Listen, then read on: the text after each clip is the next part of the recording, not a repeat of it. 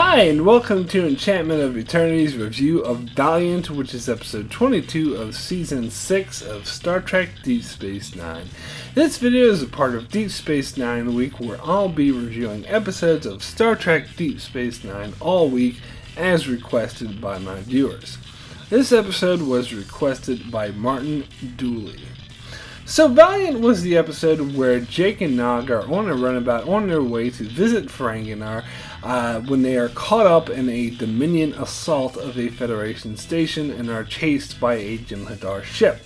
Just when they think they're doomed, they are saved by a Defiant-class ship. They are beamed aboard the ship that saved them, the USS Valiant, to discover it is a ship run exclusively by Starfleet Academy cadets who belong to the elite group of cadets known as Red Squad. Nog is impressed by their captain, Captain Waters, who tells him the story of how they were cadets on an extended training mission when the war broke out, and they have been trapped behind enemy lines ever since. And since that time, all the adult officers have died in combat, and the cadets have carried on their top secret mission of gathering intelligence on an advanced Dominion ship. Nog blends in well and is promoted to chief engineer of the ship. Meanwhile, Jake is worried about what he's seeing and is scolded by the captain for fraternizing with the crew. The Valiant successfully completes their mission of gathering intelligence on the elite ship, but then Captain Waters suggests rather than go home that they destroy the ship themselves and come up with a plan to exploit a weakness in its design to destroy it. Jake is against the plan and believes they're being foolhardy, but no one listens to him. When he persists in voicing his objections to Nog, he's placed under arrest. The attack seems to go off as planned as they do everything right, and yet the ship remains and isn't destroyed as they planned. After that, the captain and first officer dies, and only a handful of cadets remain, leaving Nog in command, who finally realizes they screwed up and orders to abandon ship. He, Jake, and another cadet manage to escape in an escape pod, and Nog comes to realization that Waters was a bad captain who got his crew killed. So, as much as I'd love to romanticize about the 6th season of Star Trek Deep Space Nine and how great the Dominion War was and how it led to some of the best Star Trek episodes ever, I sometimes forget that it wasn't always on point. In fact, after a stream of excellent episodes like Far Beyond the Stars, Change of Heart, Inquisition, and my second favorite Star Trek episode of all time, In the Pale Moonlight, the rest of the 6th season after that was a string of mediocre to bad episodes, beginning with this one, as after this episode we got the worst Star Trek episode of all time, Prophet and Lace, the horrible Time's Orphan, the forgettable The Sound of Her Voice, and the subpar, especially for a finale, Tears of the Prophets. It reminds me that as great as the 6th season was, it could have been better, as there were many missed opportunities, many great stories that could have been told with the Dominion War instead of wasting our time with silly episodes like this one. Not that I think this was one of the worst episodes I've ever seen, but it's kind of just a silly story that we don't really need.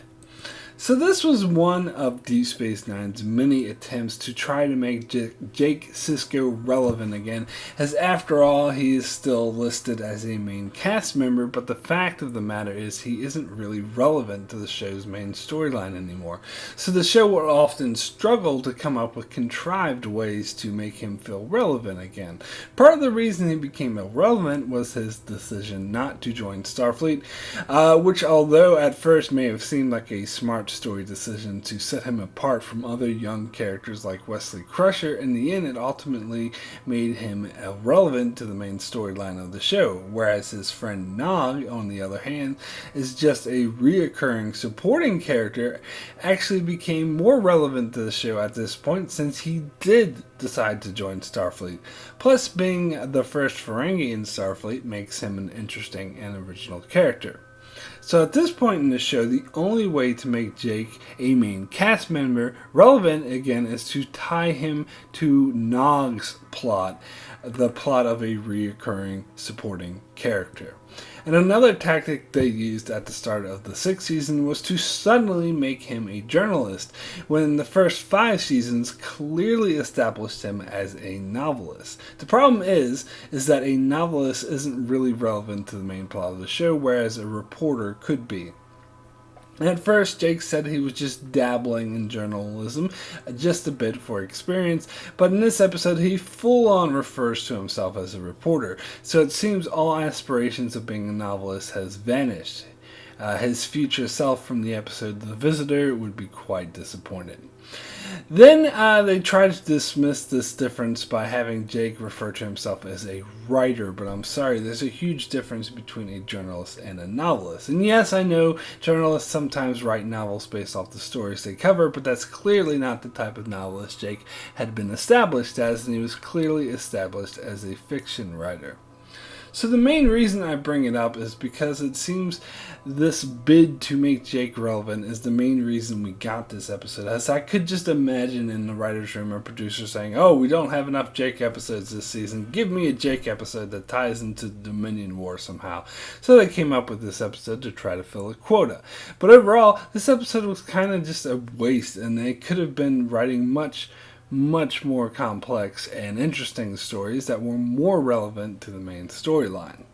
That being said, I do think Jake was one of the best things about this episode, mainly because he was the only sane person in a sea of idiots who are obviously just being full of themselves and unrealistic. So I do think this episode did a great job at making Jake relevant again and presenting him as a likable and smart character, but we still didn't need this episode. So this episode brings back Red Squad, who was first mentioned in the 4th season 2-parter Homecoming and Paradise Lost, when Nog was still at the academy and was desperate to join an elite group of the best cadets at Starfleet Academy. In fact, the young cadet Cisco interrogated in that episode appears in this episode as the helmsman. It's kind of funny that Nog wasn't good enough to join this elite group of the best, and yet he's a full-blown ensign, whereas those that started the academy before him are still cadets. I guess they didn't have the advantage of being necessary to the main plot of the show. Now, before you say that those like Waters were captain and his first officer was a commander, these were just temporary ranks that were technically still cadets, and the only reason they became stuck in those roles is because all the adult officers died.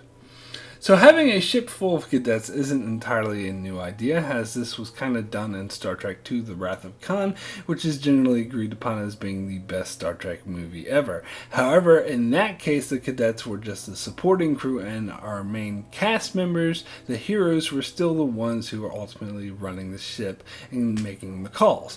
So I don't think the idea of having cadets running a ship was necessary, nor particularly an interesting one. Plus, it's all rather convenient that they just happened to be caught out in the Dominion War, and all the adult officers just so happened to die, leaving most of the cadets perfectly fine and still alive, but whatever.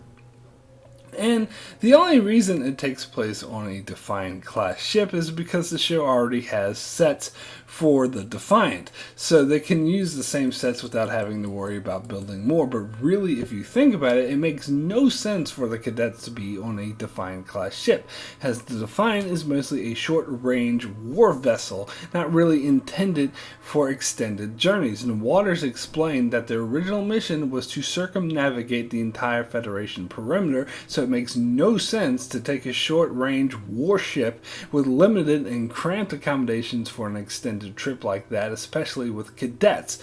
Also, the nature of their mission is to survey, so it seems like a science vessel or an Intrepid-class ship like the USS Voyager, built more for speed, would be more appropriate. In fact, it would be even more practical from a production standpoint had they had used a Voyager sets instead of having to build more like they did in the episode Inter Armen Silent Ligas, where Bashir traveled on an Intrepid-class ship.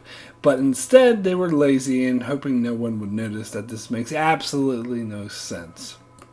Plus, I really don't get the point of this episode. I mean, I do, but I don't see how it's interesting. It's just a bland story of inexperienced cadets being too arrogant because they're young and they lack experience, so they do something dumb and get in over their heads just like you would predict. And Nog, also being young and impressionable, buys into it until the end he realizes he was wrong. What an interesting life lesson, except not really. I call this the most predictable thing in the world. Plus, I think that their behavior in this episode is a bit unbelievable, as they were being a bit too naive. And frankly, I'm sick of seeing the young people don't know as much as adults, so they should leave the adulting to the adult type stories, and it's just kind of bland. I did like how none of the crew were prejudiced against Nog for being a Ferengi, despite the fact that most of the cadets on the ship were noticeably human. It's not that I expect them to be prejudiced to him for not being human, but Ferengis are mostly looked down upon by Federation types, or at the very least seen as somewhat of a hostile alien. I wouldn't think it would be common knowledge that a Ferengi is in Starfleet, so I suppose it speaks to their character that they didn't even blink at this or even mention it, and Water still recognizes Nog's worth. I suppose it shows that these cadets did have some admirable qualities. So at the start of the episode, Jake and Nog leave to go to Ferenginar, where Nog is going to meet with the Grand Nagus for some secret meeting, and Jake suspects that Starfleet is going to propose an alliance with the Ferengi in the Dominion War. And frankly, that story sounds far more interesting than the one this episode actually tells.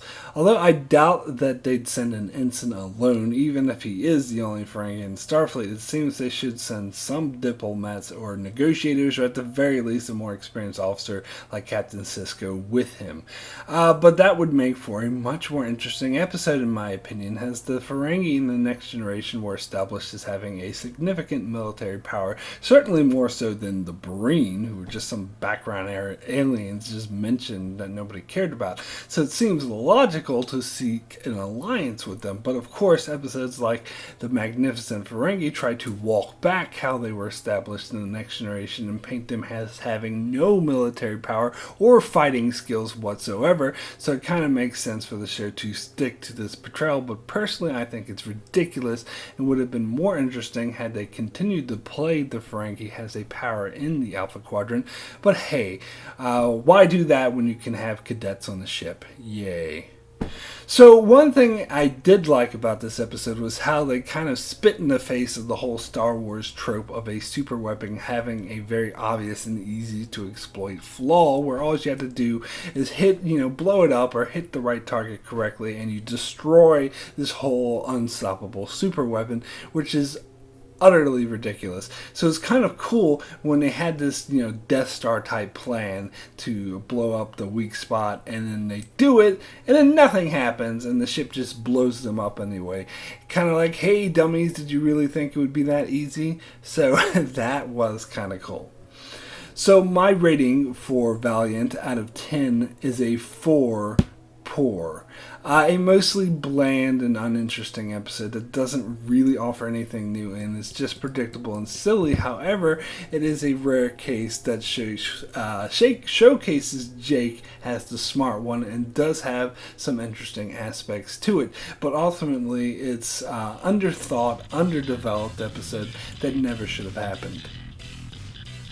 So that's it for my review of Valiant. Be sure to check out my channel for the rest of Deep Space Nine week, where I'll be reviewing episodes of Deep Space Nine all week. Also be sure to check out my channel for many more videos on many more shows like Game of Thrones, Humans, The Walking Dead, and more. So be sure to subscribe so you can keep up with all of that. And thanks a lot for watching.